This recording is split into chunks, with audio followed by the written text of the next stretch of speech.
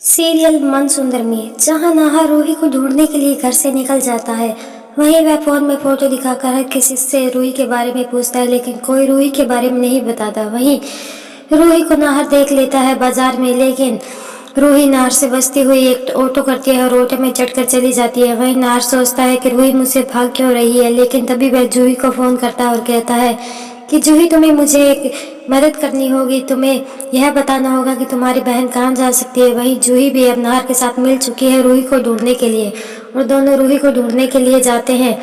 वहीं रूही नाहर और जूही को मिल भी जाती है, लेकिन नाहर जब रूही से पूछता है कि रूही, तुम ऐसा कैसे कर सकती हो, तुमने मुझे दुख की घड़ी में अकेला कैसे छोड़ दिया। बच्चा तुम्हारा था तो वह मेरा भी था, बच्चे का जाने का गम मुझे भी है। लेकिन रूही कुछ नहीं बोलती। तभी नाहर कहता है कि देवी माता के मंदिर में शादी करते वक्त हमने वचन दिए थे कि हम एक दूसरे की दुख की घड़ी में उसके साथ रहेंगे, लेकिन तुमने मुझे अकेला छोड़ दिया। अब तुम्हारे जाने के बाद नाहर कहता है कि मैं भी जिंदा नहीं रहना चाहता। तभी रूही सोच लेती है कि नाहर से बढ़कर उसके लिए इस जिंदगी में कुछ नहीं है। वह अपने सुहाग को नहीं खोने देती। तभी वह नाहर को कहती है कि नाहर, जो सच्चाई मैं तुम्हें बताने जा रही हूँ वह किसी और को नहीं बताना। तभी नाहर कहता है कि ऐसी क्या बात है रूही जो तुम मुझसे छुपा रही हो। तभी वह बता देती है कि दादी ने मुझसे कहा था कि अगर मैं इस घर में वापस लौट कर आई तो दादी कहती है कि वह मेरा मरा मुंह देखेगी।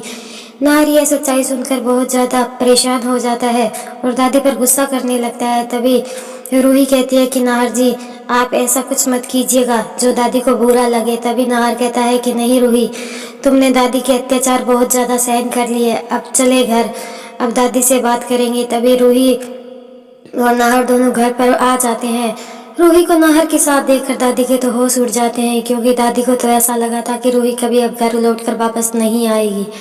वही रूही जाते ही दादी से माफ़ी मांगने लगती है और कहती है कि दादी मुझे माफ़ कर दीजिए। तभी नाहर कहता है कि रूही, तुम्हें माफ़ी मांगने की कोई ज़रूरत नहीं है, गलती दादी ने की है, बड़े होकर भी दादी ने यह सब किया है। तभी दादी के पूछती है कि आखिर उसने ऐसा क्या किया, तो नाहर पूरी सच्चाई बता देता है कि रूही को घर से जाने के लिए आपने ही कहा था। वहीं रतन और छोटी माँ भी खड़े होते हैं। वह रतन भी अपनी माँ से कहता है कि माँ जी, आप यह सब कैसे कर सकती हैं, आप तो इस घर की बड़ी है, इस घर की खुशियों को संभालना आपका काम है।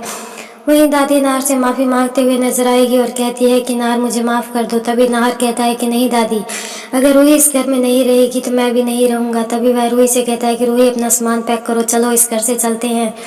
अब आगे आने वाले एपिसोड में यह देखना काफ़ी इंटरेस्टिंग होगा कि क्या नाहर और रूही दोनों घर छोड़कर चले जाएंगे या फिर दादी उन्हें रोकने की कोशिश करेगी। क्या अग्नि उस घर में वापस आ जाएगी नाहर की पत्नी बनकर, यह तो अब देखना काफ़ी इंटरेस्टिंग होगा। यह सब जानने के लिए देखते रहिए टीवी सीरियल मन सुंदर।